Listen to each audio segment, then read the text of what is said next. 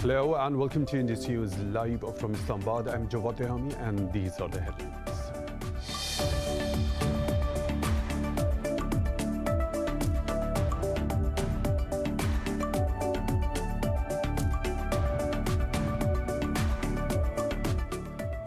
The US says Taliban violence in Afghanistan is making it harder for the peace process to move forward.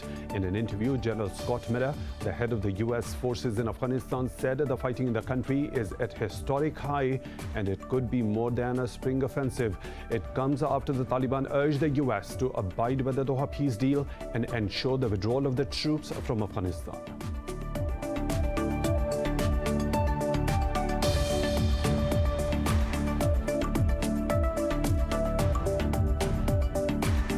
In India, security has been tightened in several states after farmers called for a countrywide rail blockade on Thursday. Farmers are calling for a rollback of the controversial laws they say favor big corporates. Over 200 farmers have reportedly died during their agitation since November the last.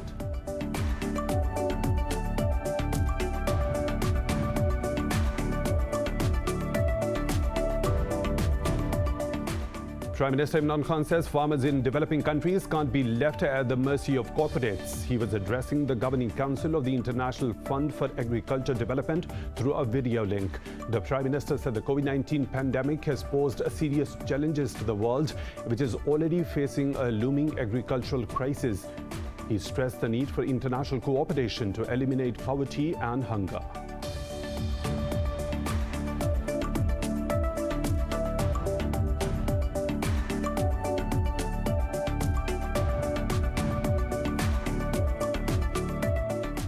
Britain has proposed a UN Security Council resolution calling for ceasefires in conflict zones to enable coronavirus vaccinations. Meanwhile, Brazil has recorded 55,000 new cases and over 1,100 deaths overnight, raising the toll over 240,000. In Pakistan, over 1,100 people tested positive and 56 more died overnight, with the death toll reaching 12,436. Globally, the coronavirus has claimed over 2.4 million lives and infected 109 million others so far.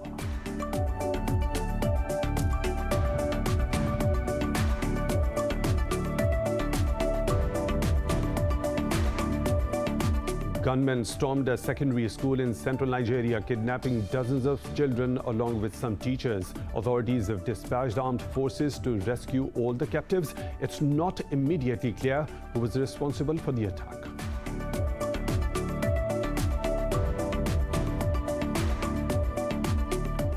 And in tennis, Rafael Nadal's bid for a record 21st Grand Slam title ended at the Australian Open with a quarter-final defeat to Stefanos Tsitsipas. He was overhauled by 3-2.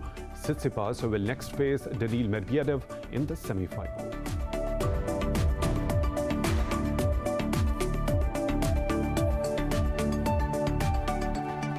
Those were the headlines and detailed stories. Right after a short break, stay tuned.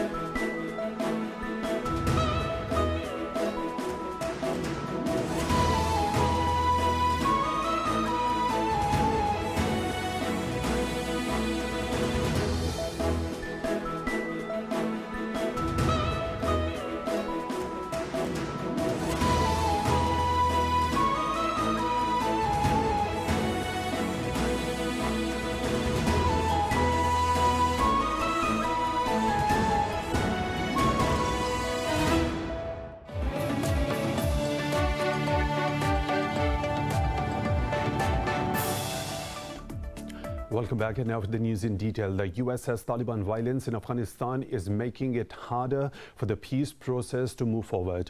General Scott Miller, the head of the U.S. forces in Afghanistan, said this in an interview. General Miller said the fighting in Afghanistan is at historic high and it could be more than a spring offensive. He added it would be difficult for any side to make compromises if the violence isn't reduced. An Afghan National Security Council spokesperson said they are ready for any kind of war, being in a defense mode.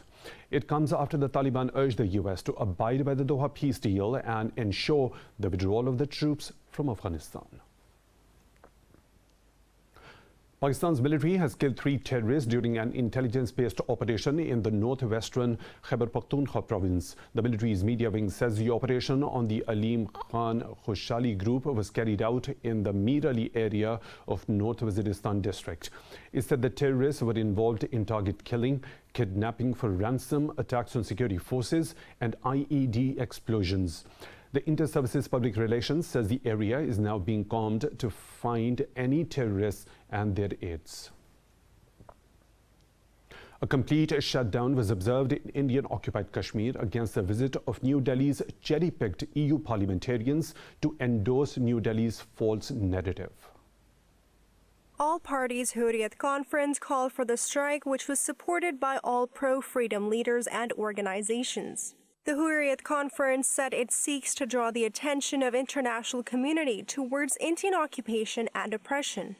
In 2019, a similar visit by largely right-wing MEPs sparked widespread outrage from locals and politicians after they were barred from meeting them. The EU Disinfo Lab revealed in December that the 2019 visit was a part of the malicious propaganda campaign by New Delhi against Pakistan. The investigation revealed how Indian intelligence agencies bribed the MEPs with expensive vacations on tropical island destinations ahead of the visit. Pakistan says it firmly opposes the creation of new permanent seats in the United Nations Security Council. Islamabad's envoy to the UN says such an expansion will compound the Council's inequality and dysfunctionality. Addressing the second meeting of the Intergovernmental Negotiations Framework, Envoy Munir Akram said the addition contradicts the fundamental precepts of equal representativeness. He added UNSC reforms can stem through consultations to make the process more inclusive and widely acceptable. The envoy said the idea of the comprehensive reform can only be met through an expansion in the non-permanent category. Prime Minister Imran Khan says farmers in the developing countries cannot be left at the mercy of corporates. He was addressing the Governing Council of the International Agriculture Fund through video link. Khan said over 100 million children worldwide are stunted due to undernourishment, while 600 million suffer from hunger. The Prime Minister said the COVID-19 pandemic is likely to push another 100 million people into extreme poverty. He said international cooperation is needed to eliminate poverty and hunger. Khan said a global initiative on debt relief provided some relief to developing nations, but they need $4.3 trillion to recover from the pandemic. In India, authorities have tightened security in several states as farmers called for a countrywide rail blockade on Thursday. They are protesting against the reforms that allow the government to stop buying grain at fixed prices. The agitation has forced the railways to either cancel or divert trains in Punjab on Wednesday. The protests have become the most intractable challenge for Prime Minister Narendra Modi's government. The protests have also drawn international support, with several celebrities condemning the violence against the protesters. Over 200 farmers have reportedly died during their agitation since November last year. In India, a court has granted bail to an associate of climate activist Disha Ravi, whose detention prompted outrage across the country. 22-year-old Ravi was arrested last week on charges of sedition after she posted a document supporting farmers' protest. Police had sought the arrest of a Mumbai-based lawyer, Nikita Jacob, for allegedly working together with Ravi. But Jacob petitioned the court to stop the police from carrying out her arrest warrant. The toolkit document came into the limelight after global activist Greta Thunberg shared it on Twitter. Iran's President Hassan Rouhani says Tehran is ready to hold talks with the UN nuclear watchdog chief.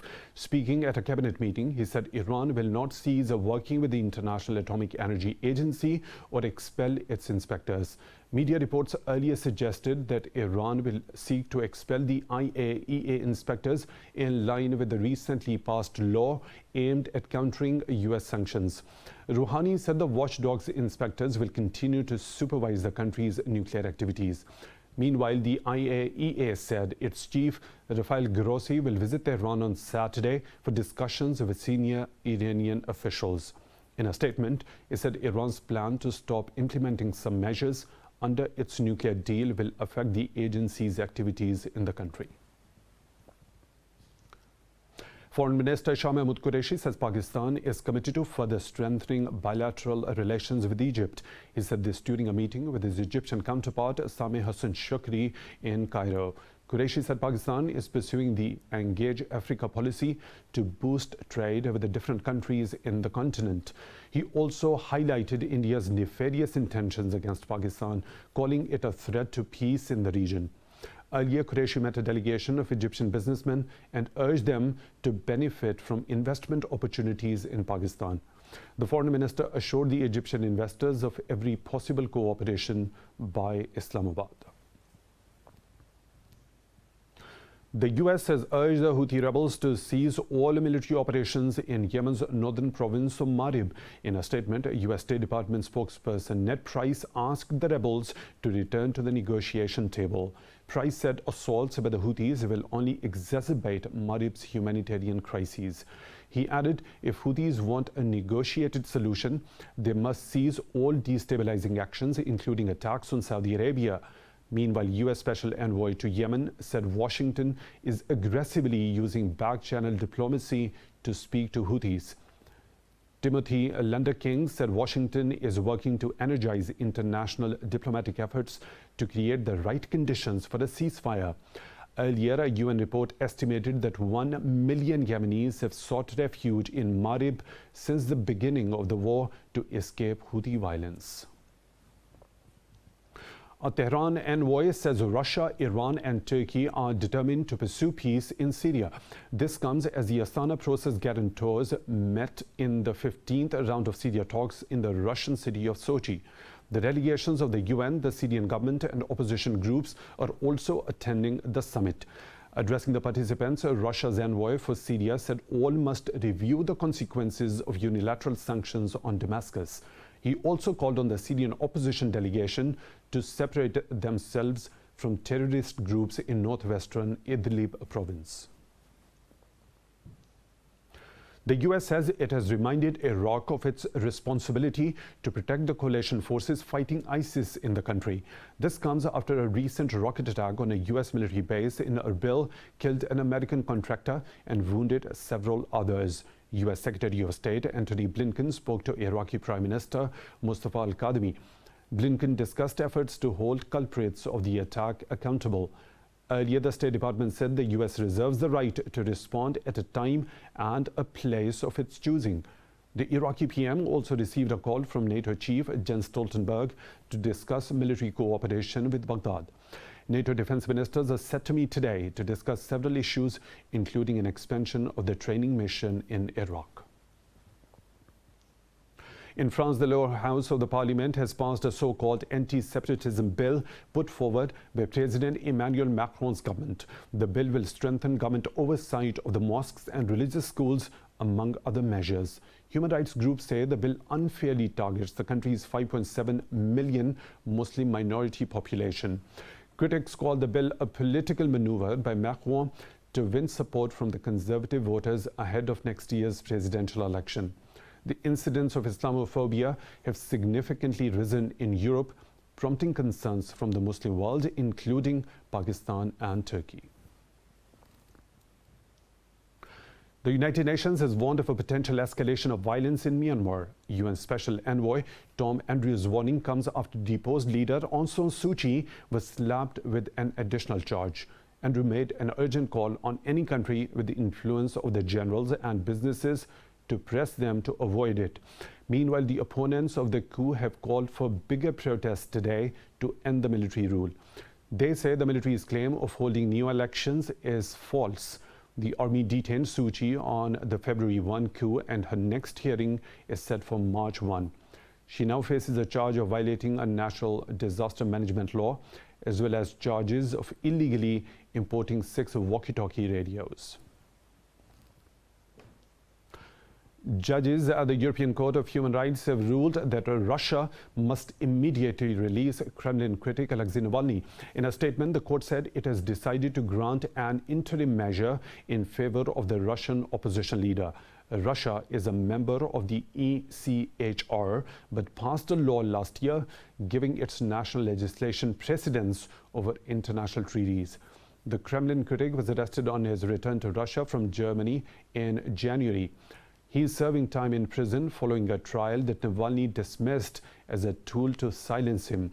Most European governments and the US have slammed Russia for jailing Navalny. Gunmen stormed a secondary school in central Nigeria, kidnapping dozens of children along with some teachers. Authorities have dispatched armed forces to rescue all the captives. It is not immediately clear who was responsible for the attack. The incident comes hours after bandits released a video of more than 20 people abducted from a bus near Niger State. In December, Boko Haram claimed the responsibility for the abduction of hundreds of students from a school in the northwestern state of Katsina. More stories to follow, but right after a short break. Stay tuned.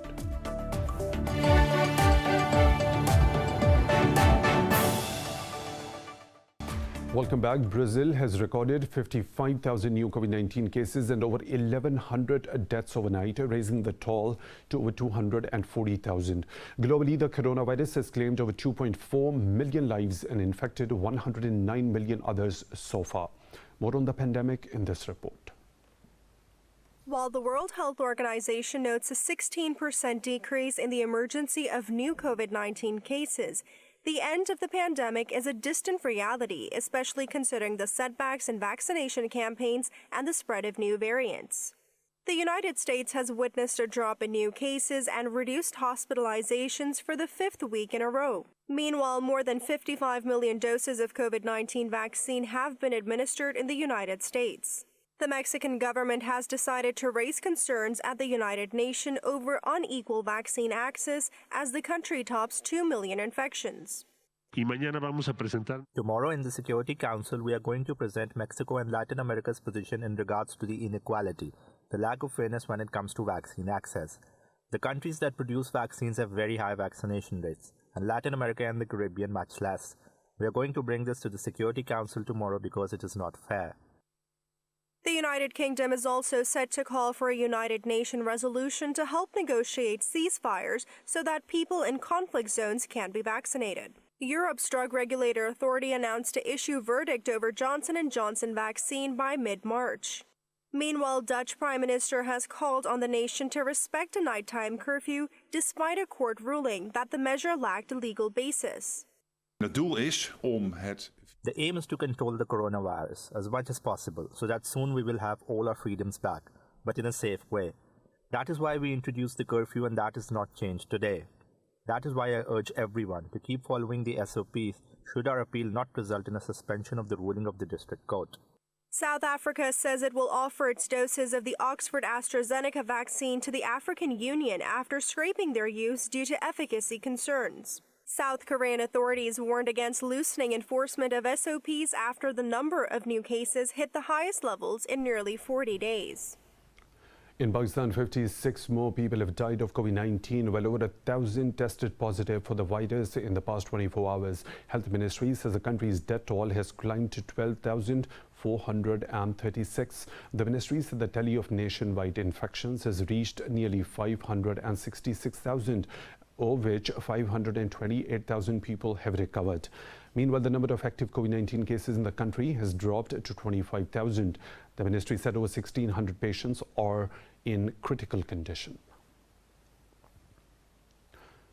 Italy's Prime Minister Mario Draghi has called on citizens to put together to help rebuild the country following the coronavirus pandemic. In his maiden speech to the parliament, he said his administration will throw all its efforts into defeating the virus. Draghi promised his new government will introduce sweeping reforms to revitalize the battered economy. The Premier said he will call on the army to help speed up the anti-coronavirus vaccination campaign. His key priority will be rewriting plans for how to spend more than $240 billion of EU funds aimed at rebuilding the economy, but he faces daunting challenges with the economy stalled and some companies only surviving thanks to state handouts. In Barcelona, police have arrested 14 people over violent protests following the arrest of a rapper Pablo Hasél. The rapper was given a jail sentence on charge of glorifying terrorism and insulting royalty in his songs. Authorities said 33 people were injured in clashes between police and the protesters. Several stores and a bank were damaged amid chaotic scenes in Barcelona. Smaller demonstrations were also held in other cities. The United States says it believes Russia's Nord Stream 2 gas pipeline project is a bad deal for Europe. This comes amid Biden administration's review of the gas pipeline project from Russia to Germany. Talking to reporters, White House spokesperson Jen Psaki said Washington will determine if sanctions are in order to stop the project. Psaki said the pipeline will divide Europe and exposes Ukraine and Central Europe to Russian manipulation. She added that the project goes against Europe's own stated energy and security goals. Well, our position on Nord Stream 2 has been very clear and it remains unchanged. President Biden has made clear that Nord Stream 2 is a bad deal. It's a bad deal because it divides Europe, it exposes Ukraine and Central Europe to Russian manipulation, and because it goes against Europe's own stated energy and security goals. We're continuing to monitor activity to complete or to certify the pipeline. French President Emmanuel Macron has ruled out an immediate withdrawal of the troops from the Sahel region of West Africa. In a press briefing, Macron said a rushed exit from the region will be a mistake. President Macron said it will be illogical to weaken deployment at a time when it is reaping results. He said any changes to military presence will depend on other countries contributing troops. Macron took the decision after a virtual summit with G5 Sahel countries to discuss the future of the region. France is searching for an exit strategy from the region 8 years after it sent troops to assist Mali against rebel groups. UN Special Envoy for Libya, Jan Kubis, has arrived in Tripoli on his first visit to the country after the appointment. In a statement, UN mission said Kubis met several officials and stakeholders from the Libyan factions. They said the officials discussed the successful outcome of the Libyan Political Dialogue Forum in Switzerland. The delegates spoke about the importance of full implementation of the roadmap, including a smooth transition of power. Meanwhile, the Turkish ambassador to Libya also hosted Kubis at their embassy in Tripoli. The Turkish envoy affirmed Ankara's full support for the UN mission to ensure stability and approval of their new Libyan government. Europe's highest and the most active volcano has erupted, sending thick smoke into the sky over the Italian island of Sicily. Mount Etna, whose last major eruption was in 1992, rained down ash and stones on the nearby countryside. The 3,330-meter high volcano can burst several times a year. The latest eruption has forced Italian authorities to close down the nearby airport of Catania. However, officials say they are monitoring the situation and the eruption poses no danger to nearby villages as yet.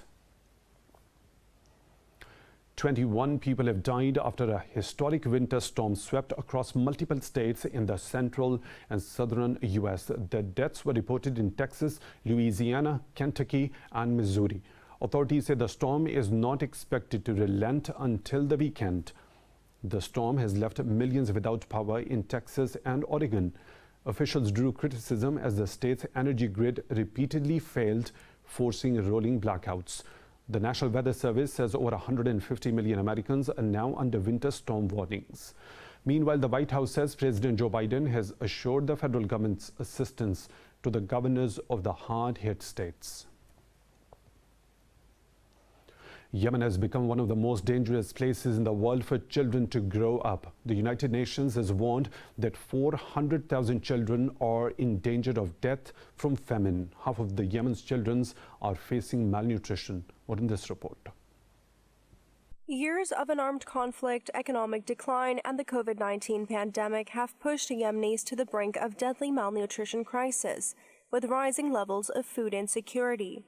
The United Nations says the humanitarian response remains critically underfunded. Clean drinking water, sanitation, food assistance, and livelihood support are an extremely rare luxury as diseases make matters worse.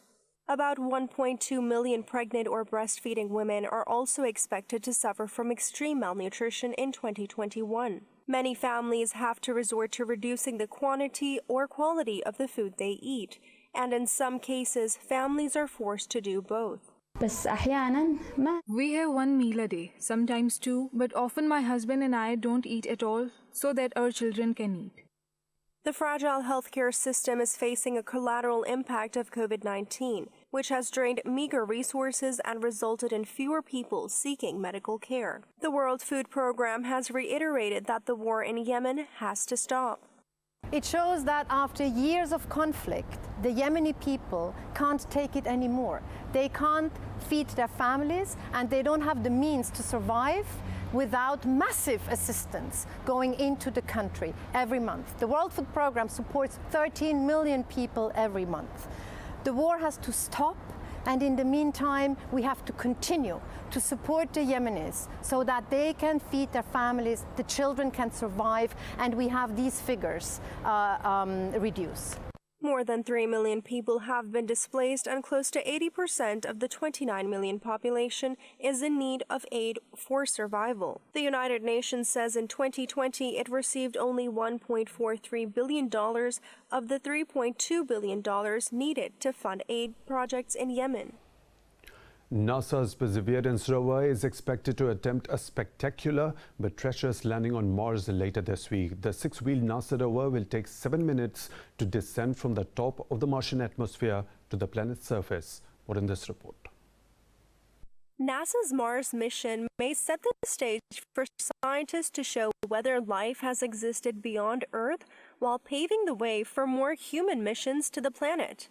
Al Chen, head of the descent and landing team of NASA's Jet Propulsion Laboratory, has said landing is the most critical and dangerous part of the $2.7 billion mission.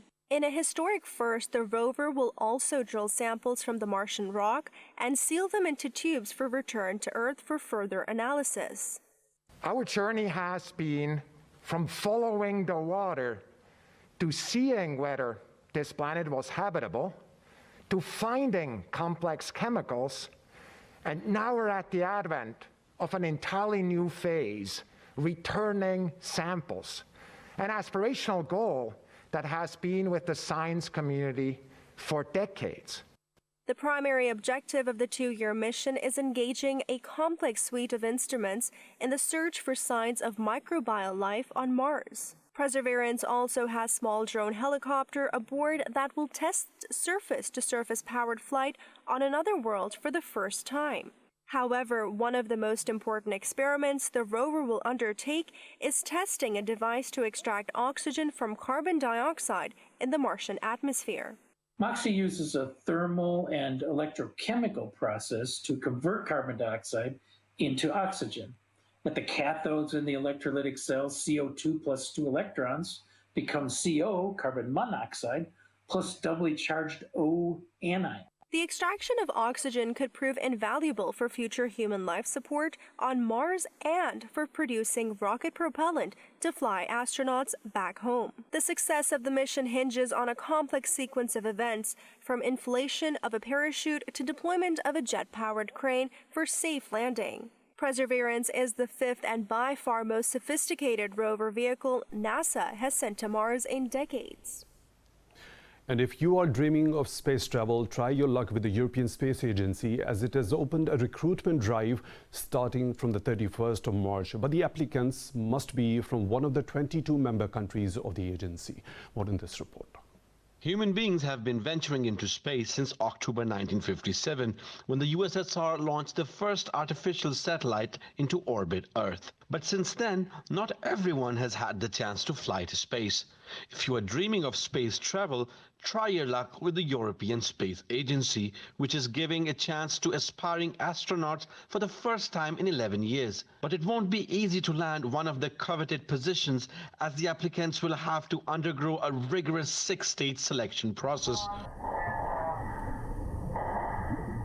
It's a very long and it's going to be a very rigorous process indeed. It will take around 18 months, allowing for potential implications from the COVID situation, of course. So candidates do need to be mentally prepared for this process and waiting times. After each selection stage, those candidates who fulfill the requirements and criteria and will perform the best in the tests will continue. This year, the agency is also looking to get disabled astronauts onto the space station with the help of advanced technology. The agency's last recruitment drive in 2008 drew 8,000 applications, of which only 10 reached the final selection. It's a long process. It's certainly quite stressful. And we have to be honest, we expect and we hope that thousands of people will apply, and we are only going to select a handful. So the chances of success are slim. But I think it's a great opportunity, regardless of, whether at the end you will be selected or not. It's an amazing journey.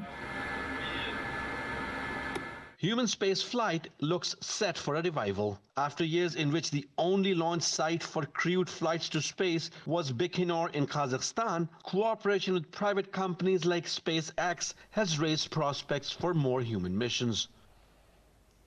In the underserved New York City neighborhood of South Jamaica in Queens, a peace mobile has become a symbol of pride. It is the idea of activist Erica Ford, who has been working to end gun violence in the city for over 30 years. This report has more. Ford founded Life Camp in 2002, which stands for Love Ignites Freedom Through Education. She says its mission is to prevent gun violence by mediating conflict and offering mental and wellness services to the community. Ford says the van has become a source of energy for the residents. The Peace Mobile, as you can see, is a 35-foot beast, and it brings peace into the community. Just the big orange bus rolling into the community allows people to see something different, and it gives a burst of energy. To break the cycle of violence, Ford said her methods are both conventional and unconventional. Conventional as the group helps provide jobs and financial literacy. Unconventional as it offers therapeutic wellness activities. Ford's methods have been emulated across the nation and have led to a reduction of gun violence in New York City. And so if we see it very important to not only go out in the street and take the gun and stop the incident, but to help that person heal from what made them think that the gun was the resolution to the problem that they had. Before the COVID-19 pandemic, young people would gather inside the Peace Mobile for a variety of activities. But the pandemic forced an end to large in-person gatherings, and since then, Ford has used the Peace Mobile to meet other community needs. Life Camp works with Crisis Management System, which is a network of more than 60 anti-violence community groups in New York City. It's time for a short break. We'll be back with more stories. Stay tuned.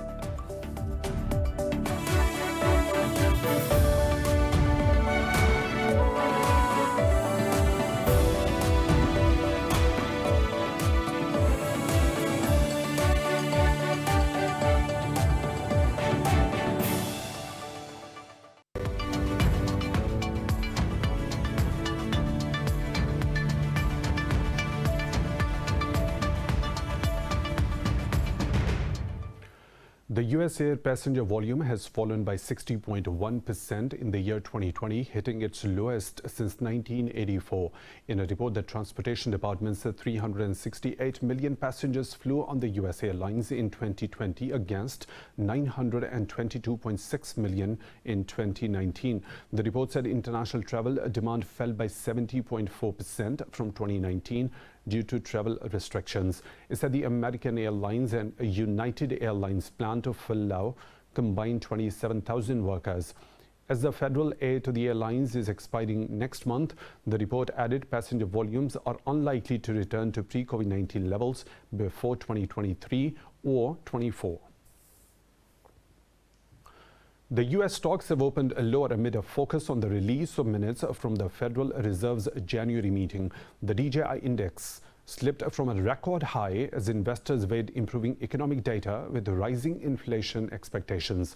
The weakness came as data showed retail sales surged 5.3% in January, hitting estimates.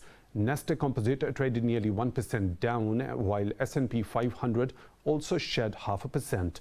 Meanwhile, oil prices rose over a major supply disruption in the southern U.S. due to a winter storm in Texas.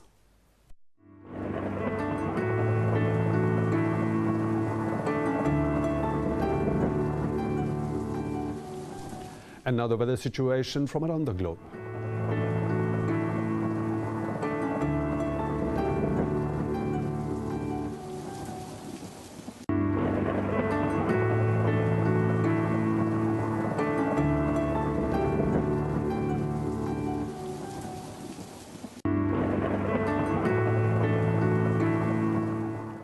And that's all for now. For the latest updates, you can follow us on social media at Indus.News.